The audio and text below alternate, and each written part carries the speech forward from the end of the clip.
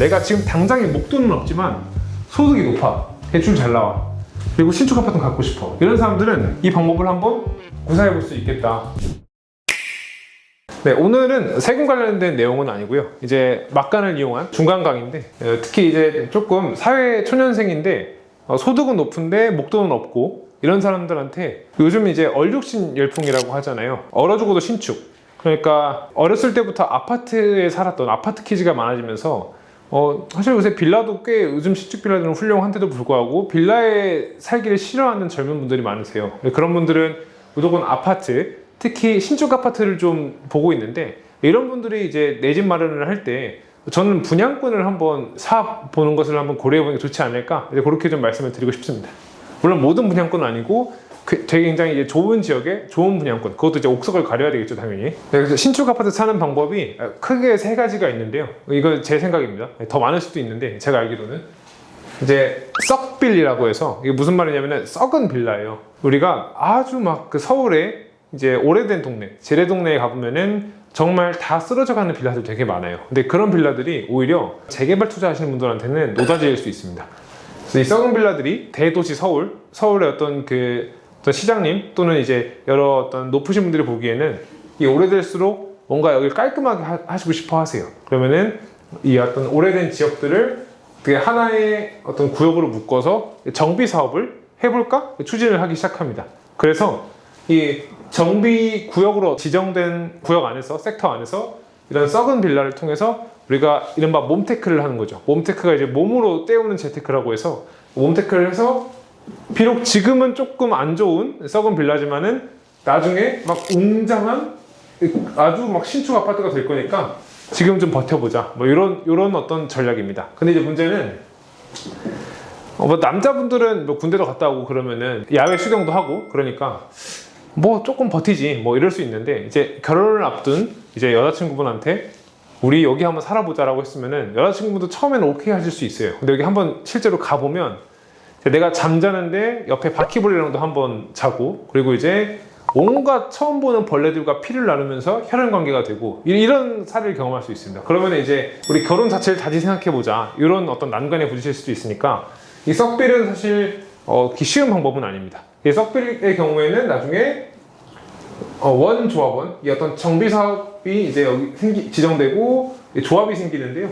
이제 썩빌 같은 경우에는 원조합원으로서 조합원 입주권을 받아서 신축 아파트에 입주하게 되는 거죠. 그래서 이것도 하나의 방법이고요. 그래서 이거를 추천하냐라고 하면은 이 악으로 깡으로 버티는 어떤 그런 정말 이제 악바리 근성 있는 분들은 추천하긴 하는데 쉬운 방법은 아닙니다.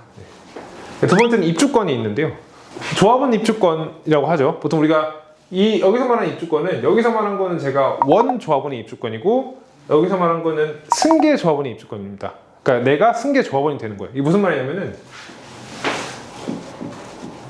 이제 관리처분 계획인가라는 게 있어요. 그냥 이런 게 있다 정도만 아시면 됩니다. 그러니까 여기를 기점으로 이제 이게 뭐냐면, 여기 이제 수많은 조합원들이 있으면 이 조합원들에게 분양은 어떻게 하고 일반 분양은 어떻게 할 거며, 여기에 이제 관리와 처분을 어떻게 할 건지 정하는 게 관리처분 계획인가인데요.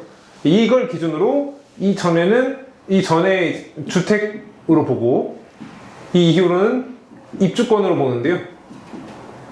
내가 이 전에부터 갖고 있던 사람들은 원래부터 원 조합원이 되는 거고, 내가 이 이후에 입주권이 된 이후에 원래 조합원의 입주권을 산 사람은 승계 조합원이 되는 겁니다. 근데 이제 우리가 그 서울에 꽤 유망한 지역이라고 한다면은 뭔가 시세 차익이 높을 거라고 기대되는 지역이라든가 사업성이 높은 지역들 가보시면은 주말에 그 대형 건설회사 부장님부터 신입사원들이 다 나와서 막 인사해요. 막 우리 건설사 좀 지정해주세요. 우리 건설사랑 계약해주세요. 인사하는데, 그만큼 그런 지역들은 이제 입주권의 경우에는 보통 일반 분양자와는 다르게 그런 전자제품들을 서비스로 준다던가, 아니면 서비스 면적이 좀 넓다던가, 뭔가 그 북박이장 같은 거 좀 좋게 준다던가 이렇습니다.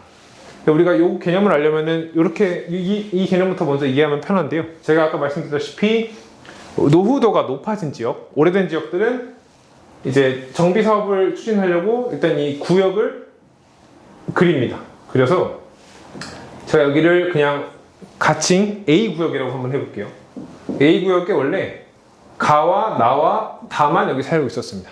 근데 이제 가와 나와 다가 새로운 이제 정비 사업을 하라고 해서 어떤 나라에서 하려고 하는데 이 전부 내 돈 들여서 하기가 자금 여력이 조금 부족한 거예요. 그래서 시에서 그러면은 니들 돈을 쓰지 말고 다른 사람들 투자자들 불러와 이렇게 해서 용적률이라는 걸 올려줍니다. 용적률은 뭔가 여기에 적재한다라고 해서 더 높이 지을 수 있는 그런 비율을 얘기해요. 그러면은 우리가 제가 가와 나와 다가 살고 있다고 그랬죠. 이 집이 딱 3개만 있었는데 요거를 이렇게 아주 큰 건물을 지으면서 여기에 가집, 여기에 나집, 여기에 다집 이렇게 있고 여기에 조금 더 층수를 더 높여서 플러스 알파로 다른 사람들 투자자를 모집해 이 사람들한테 이만큼 더 지어서 투자자들에게 집을 파는 개념입니다. 그럼 이게 어떤 개념이냐면 그래서 공사비가 500만큼 드는데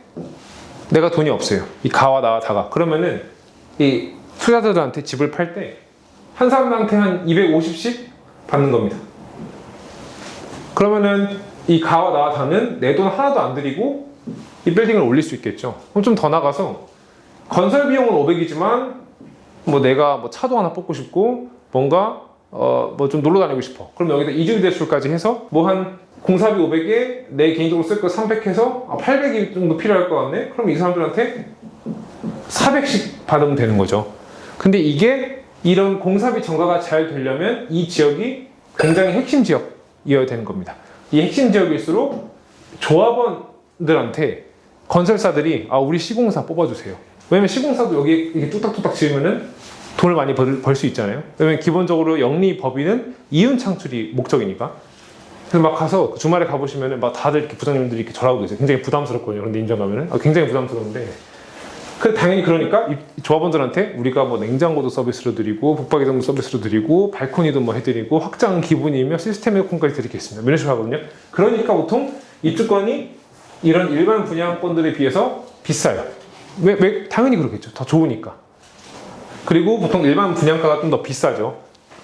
왜냐면 조합원들은 이제 이 사람들한테 파는 거니까 건설사에서도 최대한 합리적인 가격으로 주려고 하거든요. 그래서 조합원들 같은 경우는 보통 분양도 싸게 받고 그렇기 때문에 조합원 입주권은 일반 분양을 여기서 예를 들어서 여기는 지금 800이 된다고 했으니까 400씩 받겠죠? 그럼 일반 분양권이 400이라고 한다면 보통 조합원 입주권은 약간 더 비싸요. 한 450에서 500. 제가 아까 목돈이 없는 소득이 높은 사회 초년생들한테 분양권을 추천한다 그랬는데 돈이 많이 들잖아요.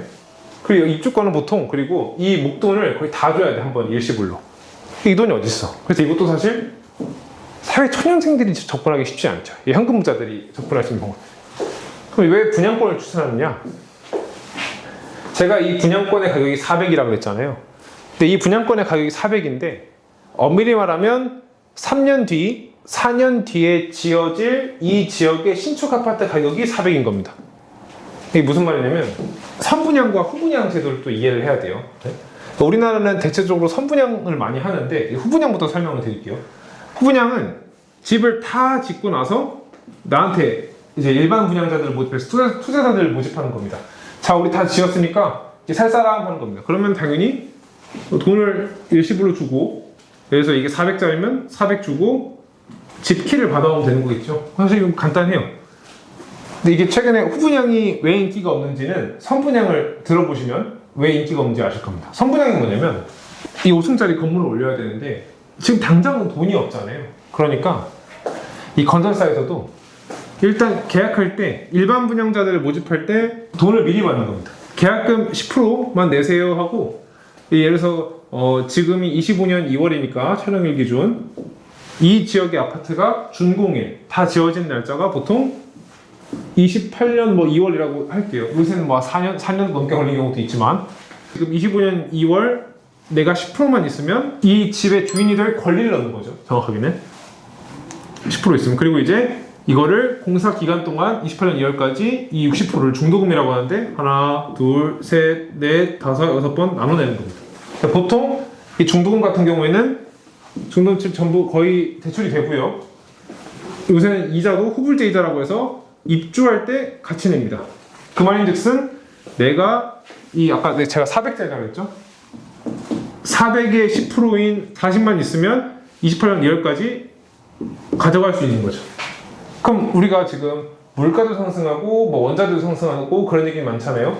그럼 이게 과연 이 서울 주요 유망 지역에 3년 뒤에 신축 아파트 가격이 400이 비싸냐는 사실 그건 아무도 모르죠. 근데 이거를 본인의 가치 판단에 따라 들어가 볼 수 있는 겁니다. 그래서 이게 내가 청약이 되면은 가장 좋은데 요새 청약이 쉽지 않잖아요.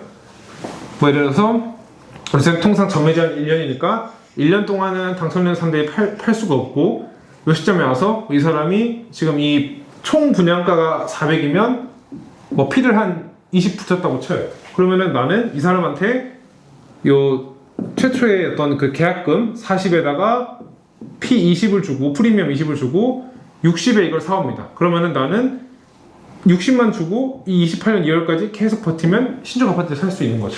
그러니까 이런 방법은 이제 어떤 사람들이 한번 취해 볼 수 있냐면 내가 지금 당장에 목돈은 없지만 소득이 높아. 대출 잘 나와.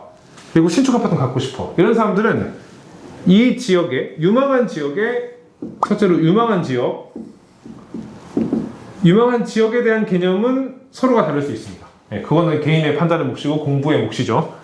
유명한 지역에 계속 소득이 이제 높아질 것으로 예상되고 지금 당장 목돈은 없지만 목돈은 없어 목돈은 없지만 그런 사람들은 이 선분양 제도인 우리나라의 어떤 그 청약 제도를 이용해서 충분히 저는 분양권을 그냥 차라리 청약이 되면 제일 좋고 청약이 없으면 청약은 무시하고 피 주고 산다고 그러죠. 청구피사. 네? 이 방법을 한번 구사해 볼 수 있겠다라고 한번 생각해 보시는 게 어떤가 얘기를 드리고 싶어요. 그리고 이제 분양권을 샀다. 그때부터는 이제 우리가 어떤 말하는 일시적 2주택 비과세부터 해서 그런 거를 이제 저희 apto세무개혁 상의 한번 하시면서 자산 증식의 어떤 행복을 이어나가시면 되겠습니다. 이런 상황에 해당하는 분들은 잘 옥석가리기 해서 이 분양권을 취득하는 것도 방법입니다. 네. 그래서 오늘 어떤 그 중간 강의는 여기서 마치고요. 다음엔 또 좋은 내용으로 한번 찾아보도록 하겠습니다. 감사합니다.